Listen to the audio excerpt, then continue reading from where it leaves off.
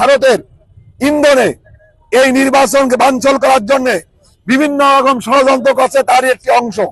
সাংবাদিক ভাইরা, আপনারা জানেন ঢাকা ৮ আসনের ইনকিলাবের মুখপাত্র উসমান হাদিকে আজ দুপুরে দুষ্কৃতিকারীরা ঢাকা ৮ আসনের প্রার্থীকে দুষ্কৃতীরা গুলিবর্ষণ করেছে। এর আগেও আপনারা দেখেছেন চট্টগ্রাম ৮ আসনের মনোনীত আমাদের বিএনপির মনোনীত প্রার্থী এরশাদুল্লাহকেও গুলিবর্ষণ করেছে।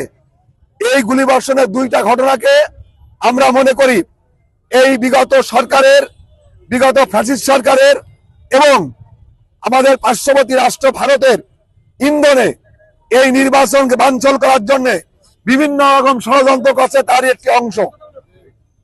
আজকে দীর্ঘদিনের প্রত্যাশিত বাংলাদেশের মানুষের গণতন্ত্রের যে স্বপ্ন দেখছেন, এই স্বপ্ন যখন বাস্তবায়ন হয়ে গেছে, গতকাল যেখানে নির্বাচনের তফসিল ঘোষণা করেছে, এই ঘোষণা পরপরই আজকে ঢাকা ৮ আসনের প্রার্থীকে গুলিবর্ষণ করেছে।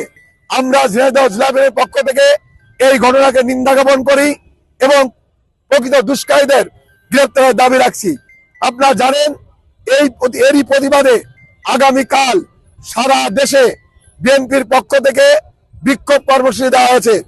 বিএনপি কোনো সন্ত্রাসী কর্মকাণ্ডে বিশ্বাস করে না। বিএনপি যে গণতন্ত্রের জন্য লড়াই সংগ্রাম করেছে, 17 বছর রক্ত দিয়েছে, জীবন দিয়েছে আমাদের নেত্রী গণতন্ত্রের মা। আমরা আজকে সংবাদের মাধ্যম দিয়ে আমাদের নেত্রীর জন্য সব দেশবাসীর কাছে দোয়া চাচ্ছি এবং যারা আজকে নির্বাচনে বানচাল করার জন্য ঢাকা এবং চিটাগাং, ঢাকা ৮ এবং চিটাগাং ৮ দুই আসনের দুই প্রার্থীর উপর যারা গুলিবর্ষণ করেছে, এই দুষ্কৃতীদেরকে গ্রেপ্তারের দাবি করছি, এই ঘটনা নিন্দা জ্ঞাপন করছি এবং আগামীকাল এর প্রতিবাদে সারা দেশব্যাপী বিএনপি যে কেন্দ্র বিক্ষোভ কর্মসূচি আছে, এই কর্মসূচিতে ঝিনাইদহ সর্বস্তরের মানুষ গণতান্ত্রিক মানুষকে এই মিছিলে শরীক হওয়ার জন্য আগামীকাল বাদ মাগরিব ঝিনাইদহ জেলা বিএনপির কার্যালয়ের সামনে থেকে বিক্ষোভ মিছিল বেরোবে। তার প্রতিবাদে এই প্রতিবাদ মিছিলে শরীক হওয়ার জন্য সবাইকে আহ্বান জানাচ্ছি। এই ঘটনা তীব্র প্রতিবাদ এবং নিন্দা জ্ঞাপন করছি। আপনাদের সবাইকে ধন্যবাদ। ঢাকা এবং চিটাগাংয়ের ঘটনা বাংলাদেশের সকল প্রার্থীদের জন্য হুমকির সমান। এটা ভীত না হওয়ার কোনো কারণ নাই। আমি মনে করি যে এটা একটা গোষ্ঠী, এটা পরিকল্পিতভাবে এই হামলা করা হচ্ছে।